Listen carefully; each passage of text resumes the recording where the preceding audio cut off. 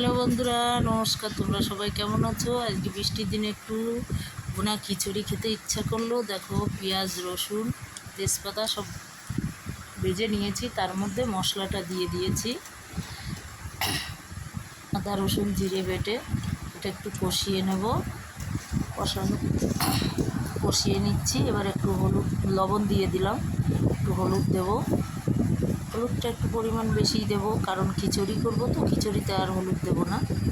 দেখো, কষিয়ে নিয়েছি। এবার খাসির চর্বিটা এর মধ্যে দিয়ে দেবো, দিয়ে এটা কষা কষা করে রেখে দেবো।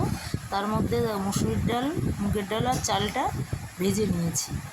পাশের উনুনে আবার গরম জলও বসিয়ে দিয়েছি। এবার চালটাও দিয়ে দিয়েছি। এটা কষানো হয়ে গেলে ভাতটা যখন হাফ হয়ে যাবে তখন এটা ঢেলে দিয়েছি।